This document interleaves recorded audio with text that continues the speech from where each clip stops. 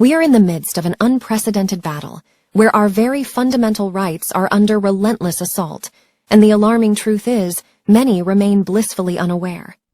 We are acutely aware of the significant impact that alternative media outlets, like our own, have had on thwarting the globalists' objectives during their recent major endeavor, the plandemic and the quote-unquote vaccine rollout. Furthermore, we recognize that more formidable challenges lie ahead, surpassing the scale of the preceding crisis. Anticipated events include another plandemic, additional quote-unquote vaccine initiatives, the impending risk of a cyber pandemic, the ongoing promotion of the climate change agenda, and the imminent introduction of central bank digital currencies. In order to encounter minimal resistance during their impending large-scale crises, the globalists are actively pursuing a strategy to control the dissemination of information. This endeavor precisely characterizes their current actions. Their current focus is on curtailing freedom of speech, and the consequences for humanity could be catastrophic.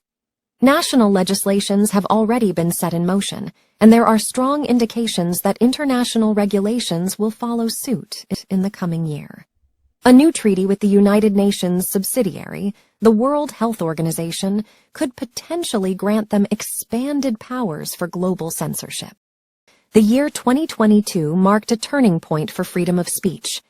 The European Union's Digital Services Act, DSA, which came into effect on the 16th of November 2022, imposed strict regulations on very large online platforms, VLOPs, with more than 45 million monthly active users.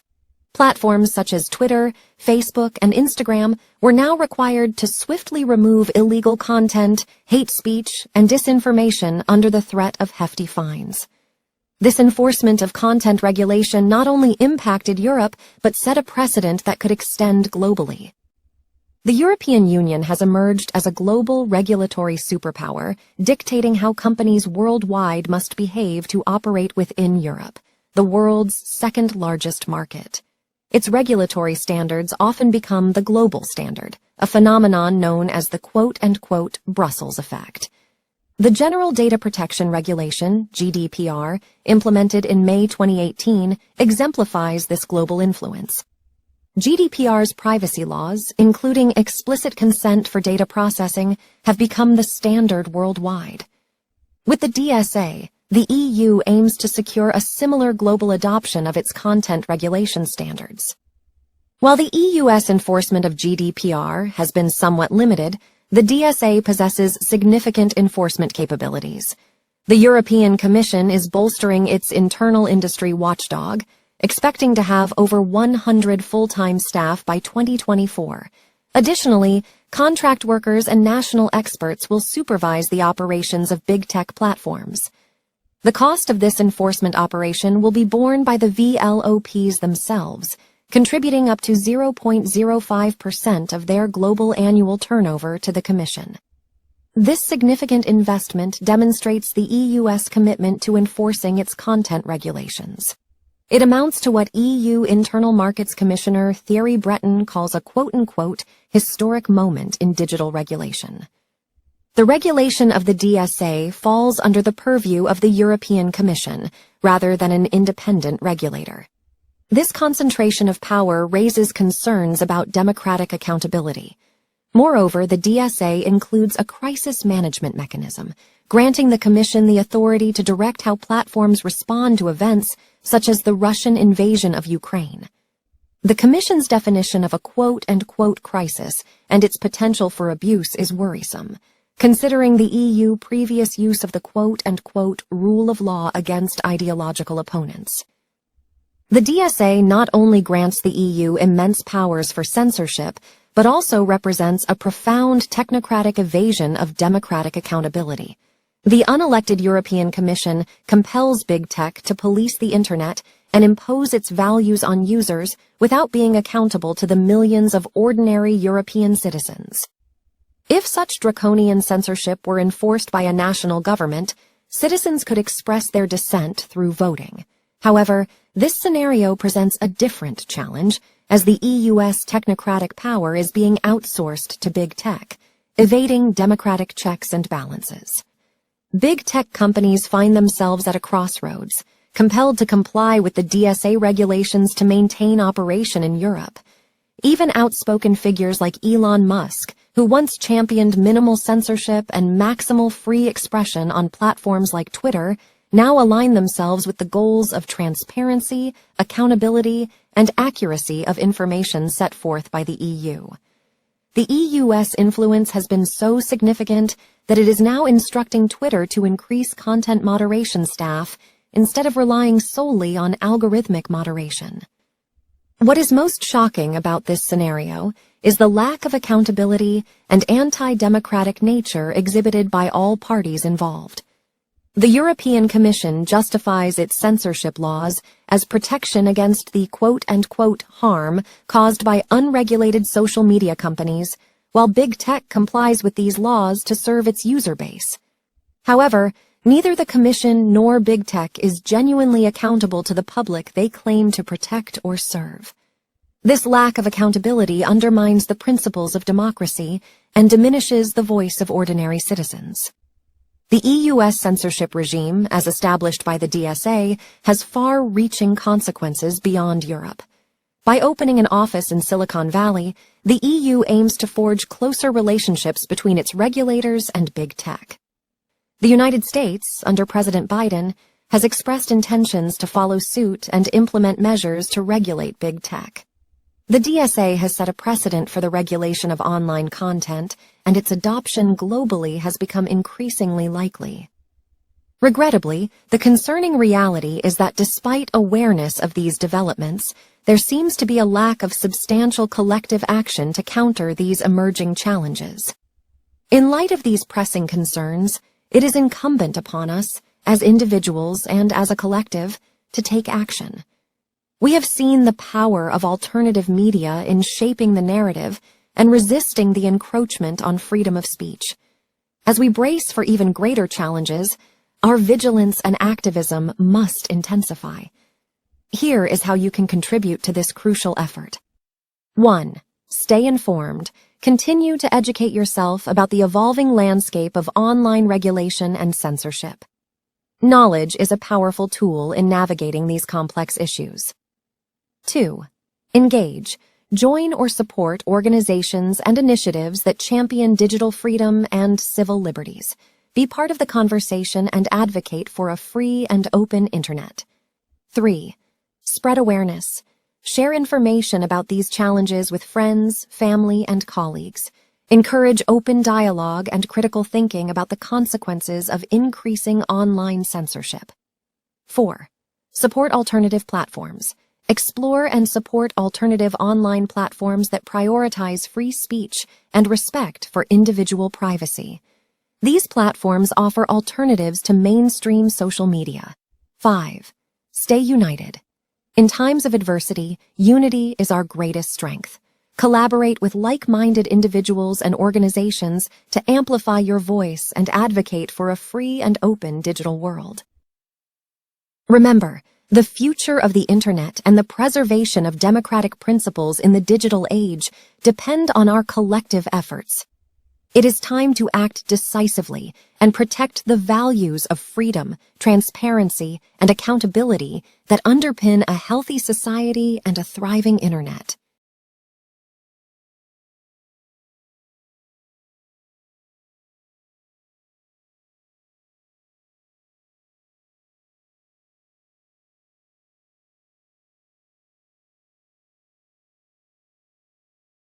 Well, did Europe just take a big step to eliminate personal freedoms and free speech with the passage and the now enforcement of the Digital Services Act? European Union Commissioner Thierry Breton says this will strengthen democracy by protecting you from dangerous online content. Listen. Today, the Digital Services Act, the so-called DSA, becomes legally enforceable for very large online platforms and search engines. These systemic platforms play a very, very important role on our daily life. And it is really the time now for Europe, for us, to set our own rules. The DSA is here to protect free speech against arbitrary decisions, and at the same time, to protect our citizens and democracies against illegal content. Well, Well, David Thunder is our next guest, and he says this is an attack on free speech and liberty. David is a researcher and lecturer in political philosophy and joins us now. David, welcome to the show. Thanks, Clayton. Great to be here.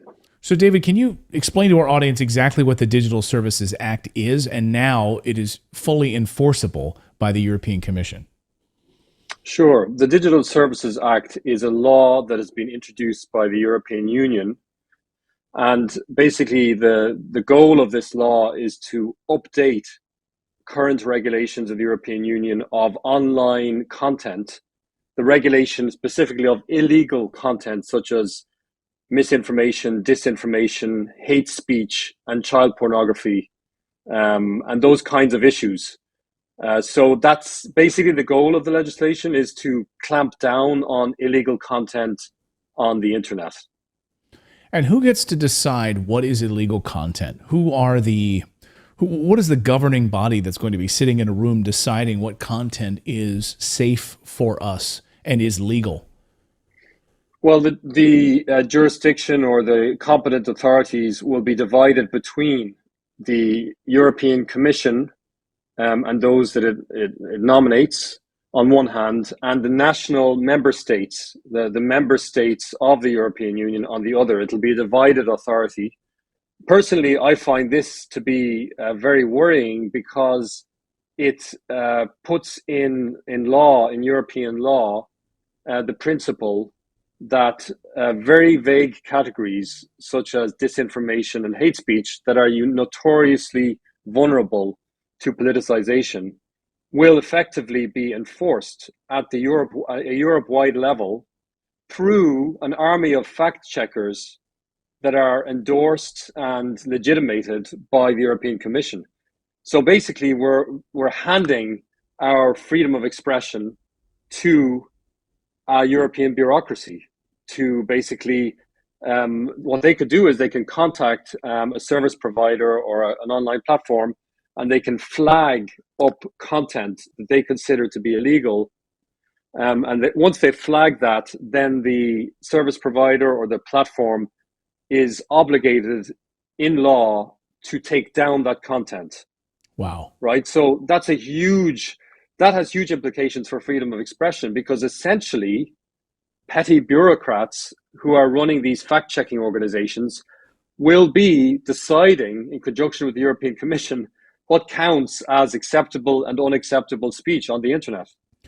And of course, the issue is, as we've seen over the last few years, concepts like disinformation can be very easily interpreted to advance a particular polemical political vision of reality.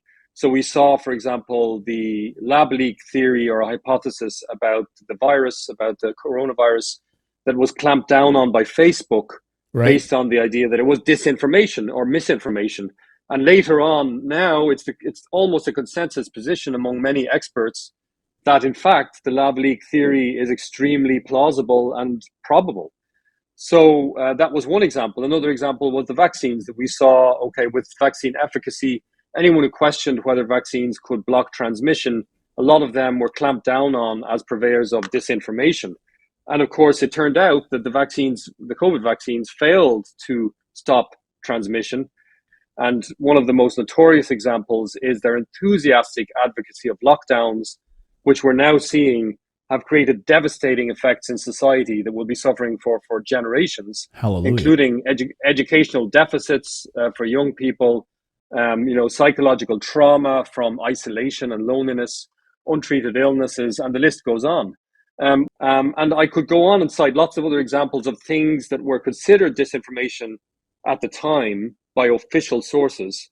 And later on, science moved on, and, suddenly we realized that these were actually, these were true. They were not disinformation. So politicians, public officials, political organizations, people in power will use these categories to advance their own narratives. And the net effect of this kind of act, this Digital Services Act, is to empower a bureaucracy to go around protecting the official narrative that is favored by the European Union, the European Commission, on issues like the Ukraine war with Russia, issues like any kind of future pandemic, and issues like, transgender ideology and politics. All of these issues, instead of being just fought out in the public sphere in a democratic manner, we're going to have basically an army of bureaucrats, of fact checkers, telling us what the correct position is in advance. I mean, it sounds like a Trojan horse plan to really, to stick these bureaucrats into every faction of our online and digital lives, from digital surveillance, of digital, ID systems being set up, going cashless, removing us from any sort of a cash-based society, making sure everything is being monitored and watched at all times and it's terrifying. And if you think about the largest purveyors of misinformation during COVID, during the Ukraine war, have been the official narratives. The biggest purveyors of propaganda, the biggest liars, as Senator Rand Paul in the United States has said, the biggest liars are the United States government. They are the biggest perpetrators of propaganda. So they are going to be the purveyors of truth?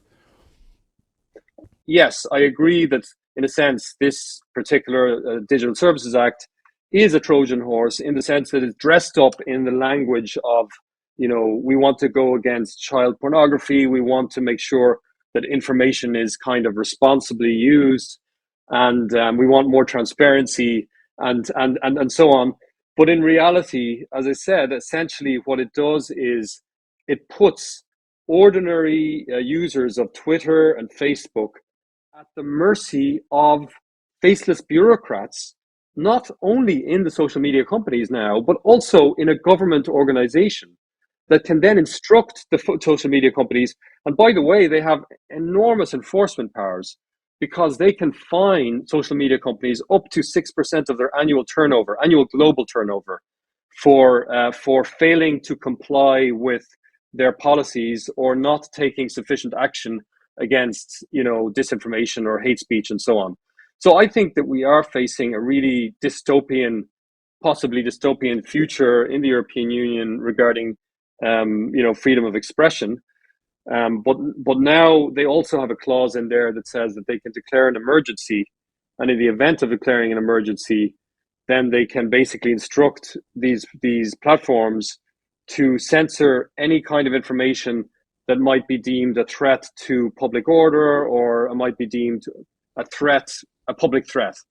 Article 11 of the European Charter of Fundamental Rights, which is on freedom of expression, says that European citizens have the right to receive and impart information without interference by public authorities.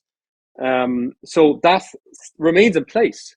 So I think we may be facing a legal battle very soon, and hopefully there will be these bureaucrats, unelected bureaucrats, will be taken to account for this really draconian assault on freedom of expression. Overall, it's clear that any citizen who cares about freedom of expression, freedom of speech, and indeed the future of a free way of life should be very, very, very concerned about the Digital Services Act.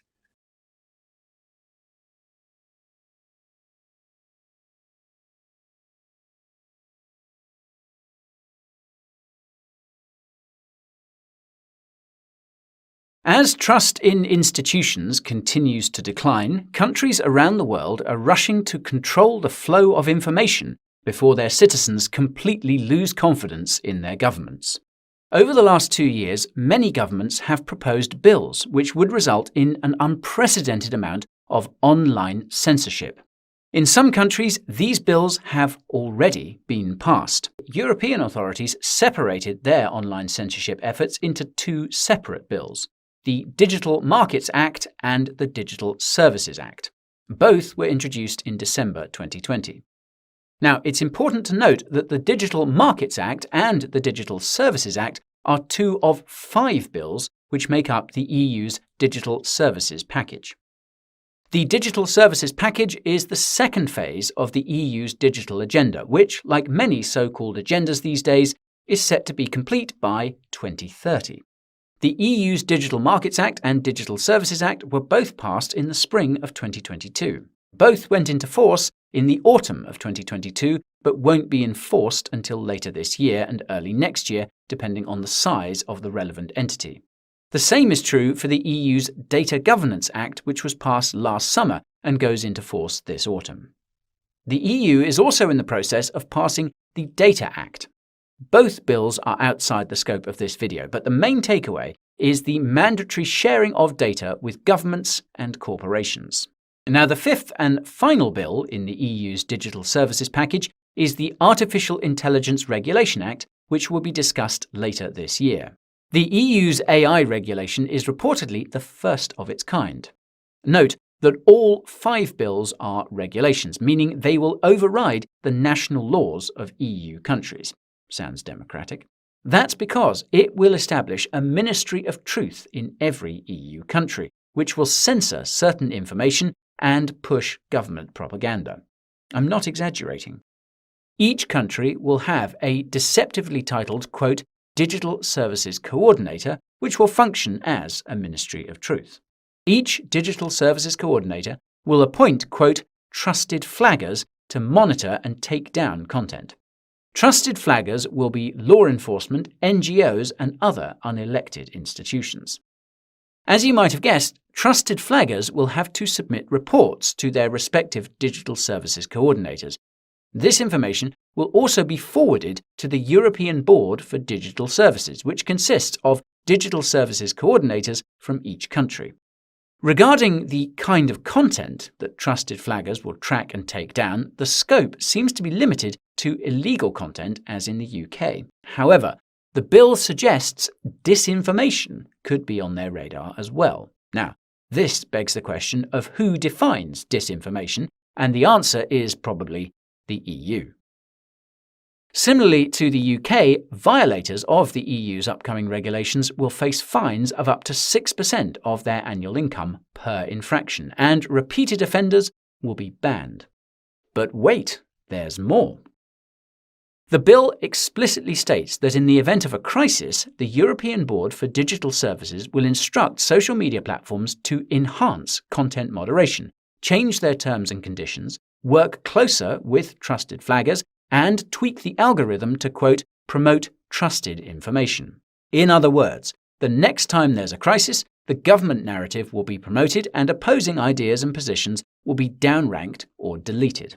The best part is that there's no limit on how long these emergency social media measures would last. As they say, never let a good crisis go to waste. Now, for your information, the Digital Services Act specifies that a crisis includes, quote, armed conflicts or acts of terrorism, including emerging conflicts or acts of terrorism, natural disasters such as earthquakes and hurricanes, as well as from pandemics and other serious cross-border threats to public health. All I can think of is how weather modification is somehow left out of discussions about extreme weather events, even though 50 countries are actively modifying the weather.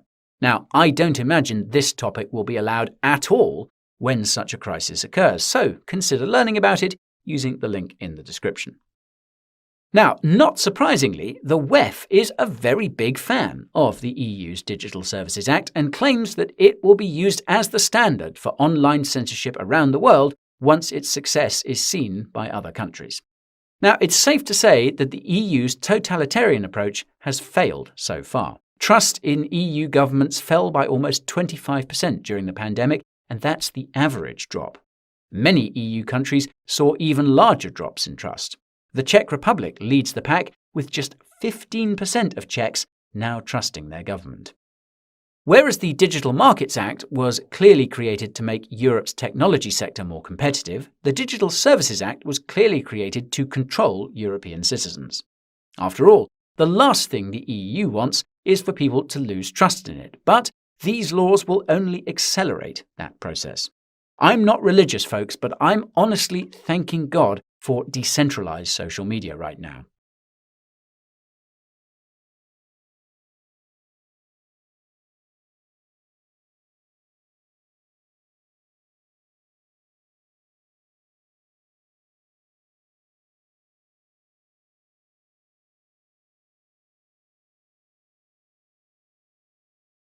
And welcome back to Compass with me, Basil Valentine. United Kingdom peers have passed a controversial new law aimed at making social media firms more responsible for users' safety on their platforms. The so-called Online Safety Bill has taken years to agree and will force firms to remove illegal content and protect children from some legal but apparently harmful material. But critics argue it will allow a regulator and tech firms to dictate what may and may not be said online.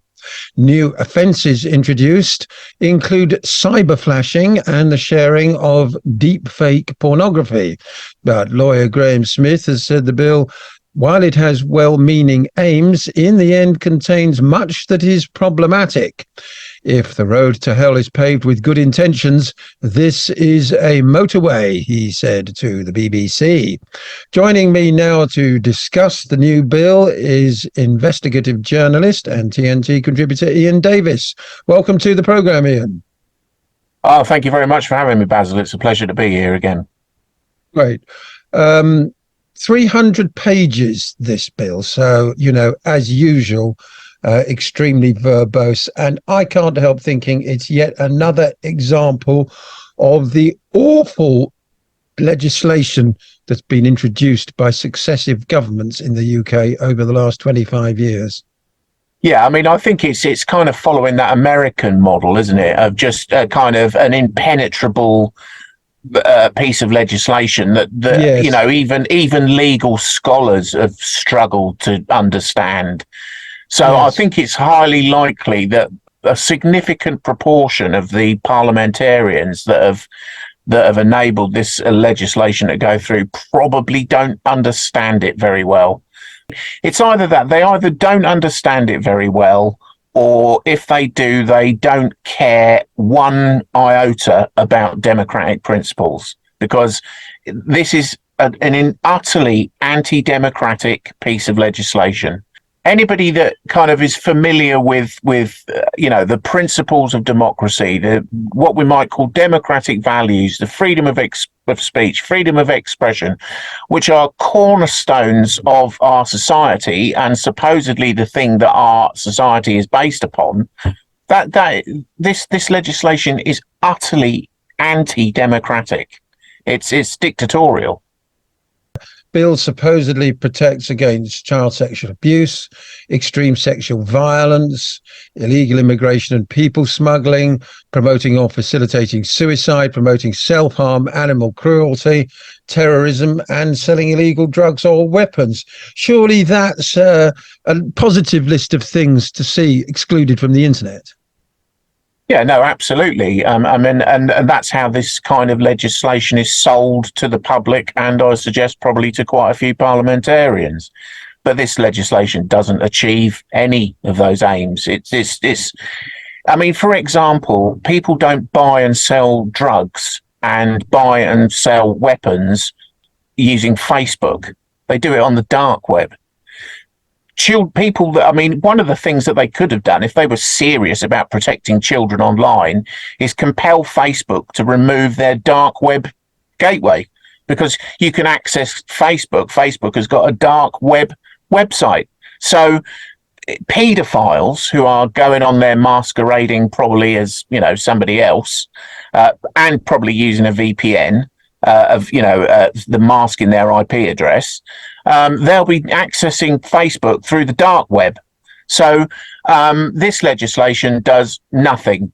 In fact, it comes to the very question about the idea of legislation being able to curtail criminal activity, because by nature, criminals don't really care about legislation. If they did, they wouldn't be criminals.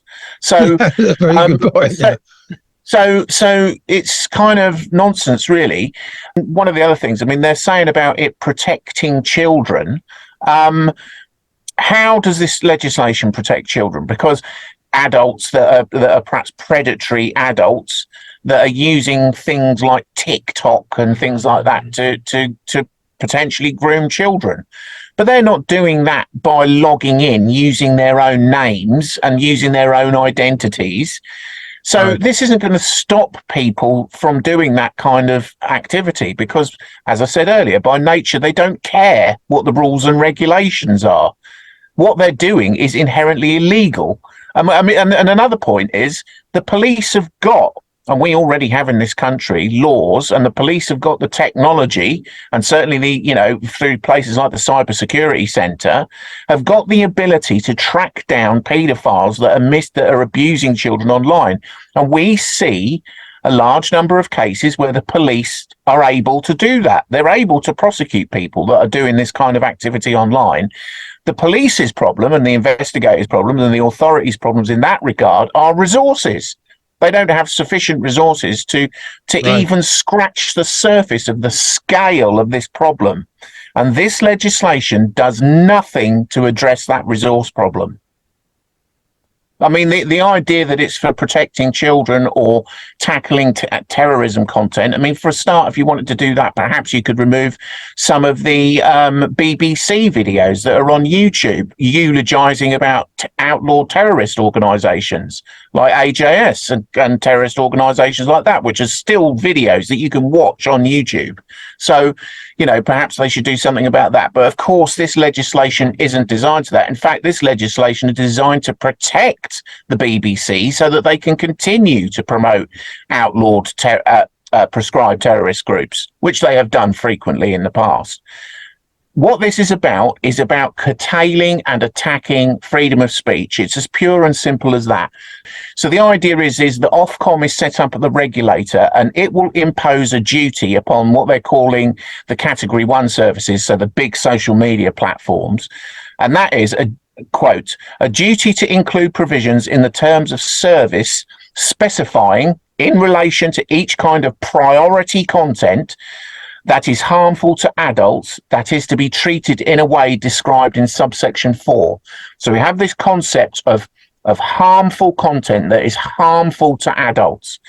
This legislation means that those service providers like Facebook, they have to have the ability to do these 4 things that are described in subsection 4. So 1, take down the content. 2, restrict users' access to the content.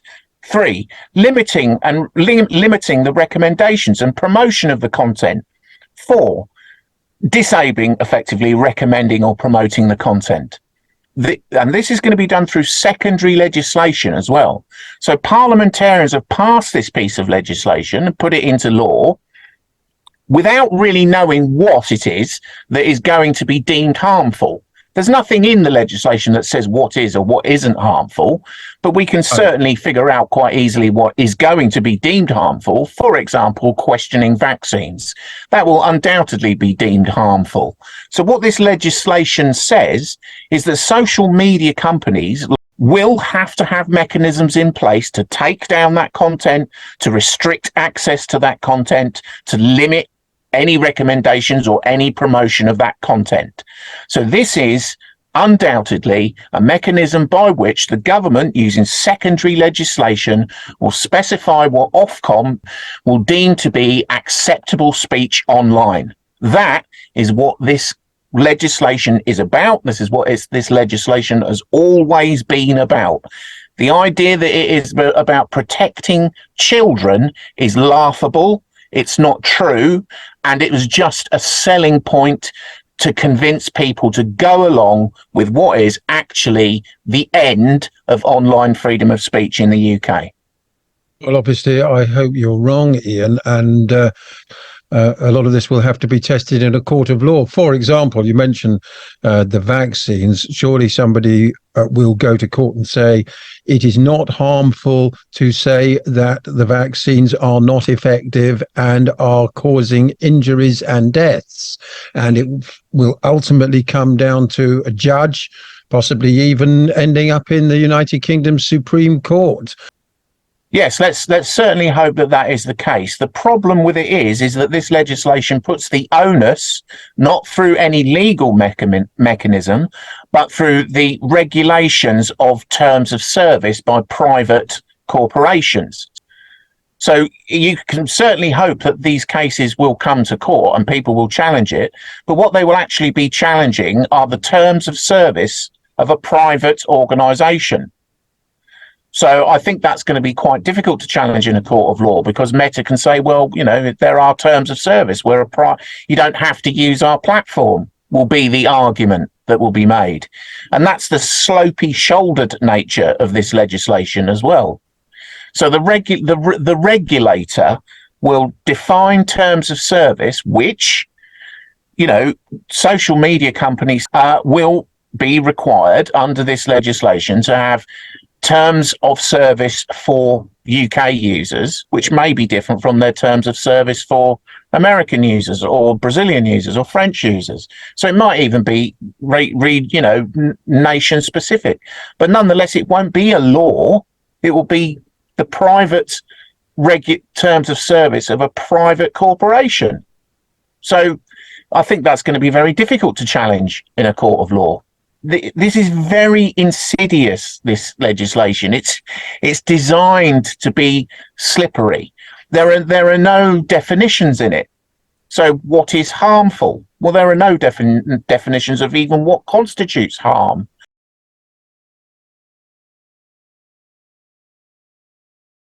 That isn't even broached in this legislation. It just uses these terms willy-nilly, which no parliamentarian has made any effort to scrutinise it.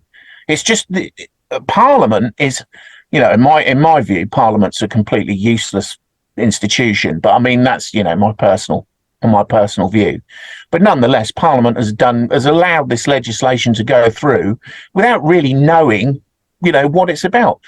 The most important thing for people to understand is the nature of the regulations are not defined in the legislation. They will be defined subsequently through secondary legislation, which will be at the behest of the Secretary of State. This is unbelievable.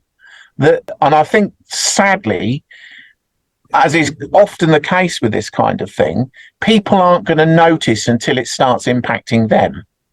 And even then they may not notice. So because this legislation doesn't stop you or I posting whatever we want. We can post whatever we want on, for example, Facebook or Twitter or whatever we want.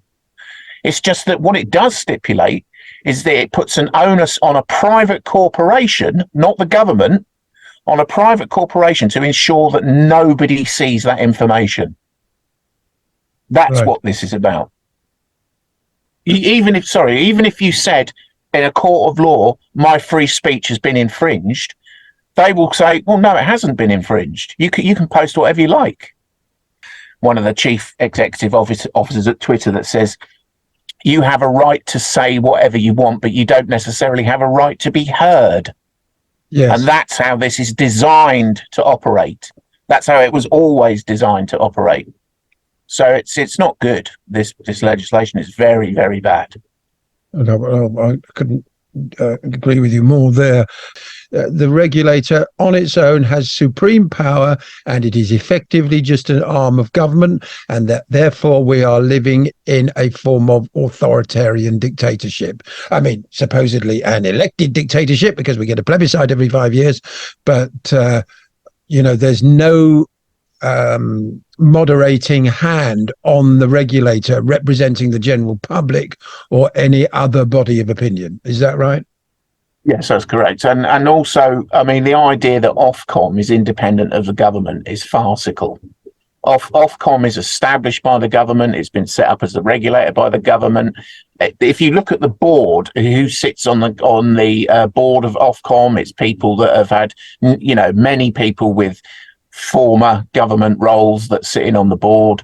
The board is also controlled by a lot of people that are from big tech and from industries such as the pharmaceutical industries. Ofcom is set up, is regulated by the government. It is partly funded by the government. It is beholding to the government. Part of its terms of Ofcom's terms of service is that it has to report to the government. So the idea that Ofcom is independent of the government is just ludicrous.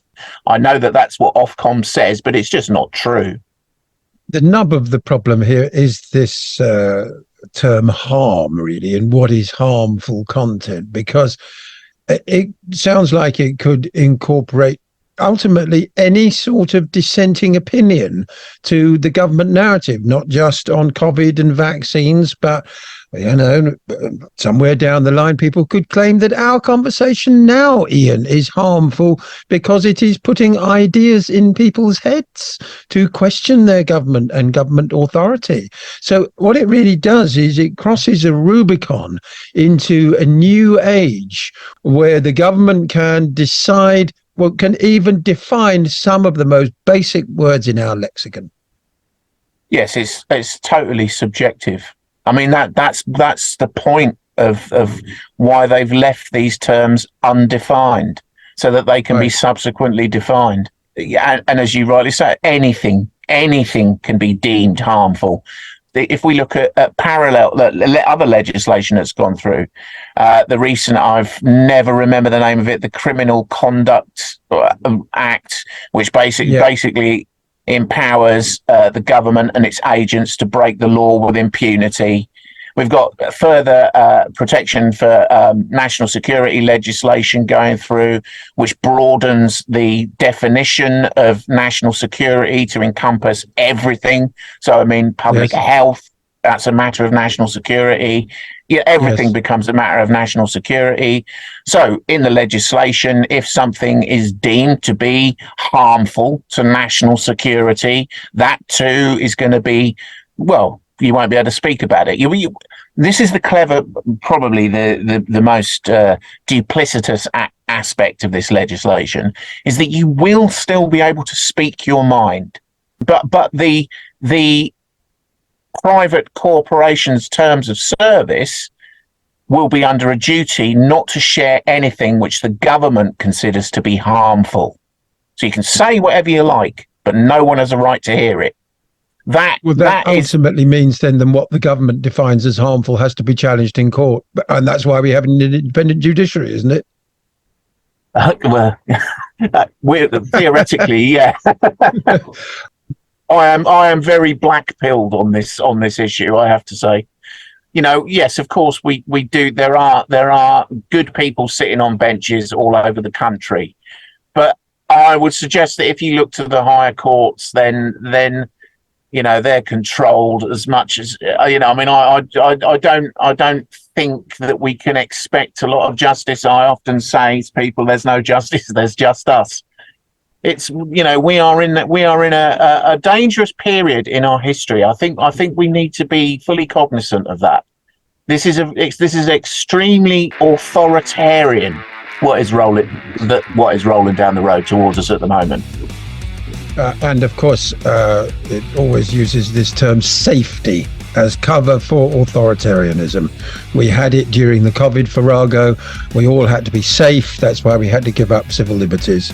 And it's doublespeak of the worst kind, Ian. Yes, absolutely. Yeah, it's terrible. Thank you so much for joining me, Ian Davis. And just tell us quickly where we can find your work. Yeah, thanks, Basil. Yeah, you can find me at my website, which is my name spelt with two I's, IAIN Davis.com, iandavis.com. Thank you very much indeed, Ian, and we'll speak to you again very soon.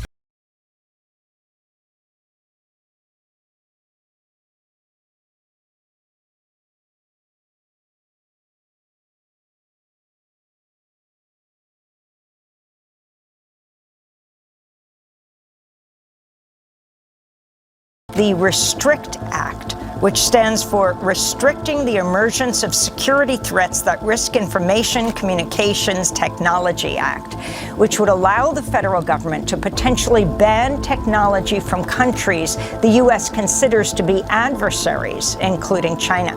The bill has co-sponsors of both parties and is supported by the Biden administration.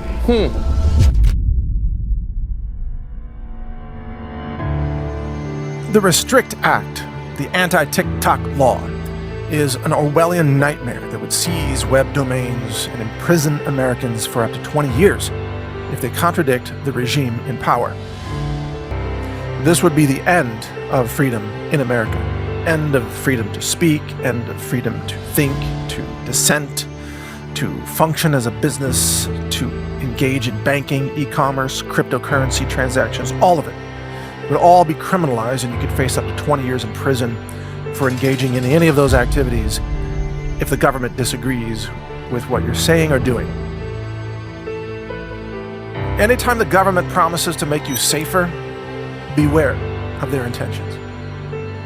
The media amplified hysteria over TikTok, a video social media platform built and run by communist China, has handed the power opportunists in Washington, D.C. a cover story to try to control all online speech through the introduction of the S-686 Restrict Act, sponsored by an anti-free speech zealot on the left, Senator Mark Warner. The bill, introduced on March 7, 2023, uses TikTok's popularity as an excuse to criminalize American-run websites, platforms, and blogs that merely disagree with the government regime on literally any topic: vaccines, Russia, elections, bank runs, currency, transgenderism, climate change, and so on.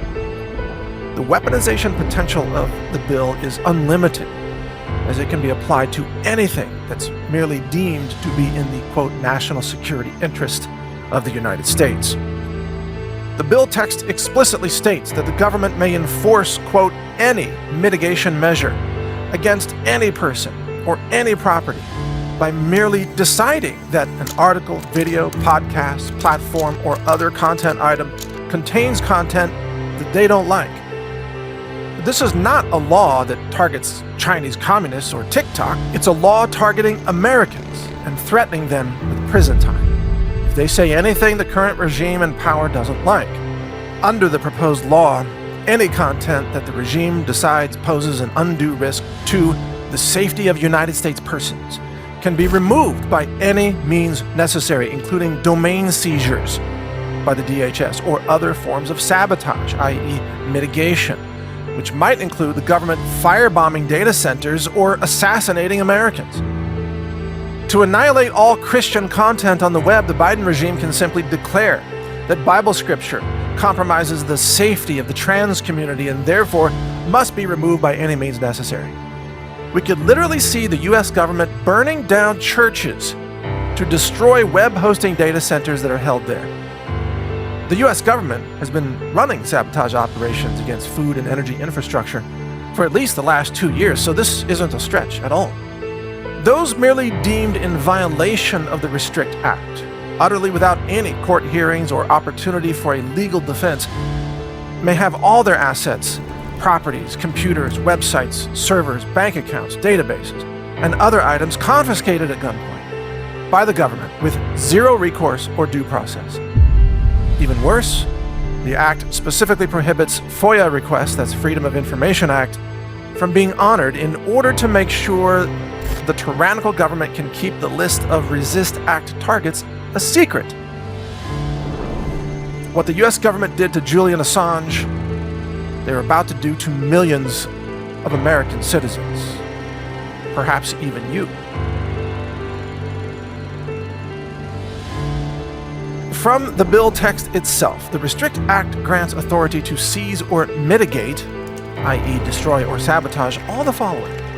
This is from the bill: internet hosting services, cloud-based or distributed computing and data storage, machine learning, predictive analysis, data science products and services, including those involving the provision of services to assist a party to utilize, manage, or maintain open source software. See, this is an attack on the open source community as well.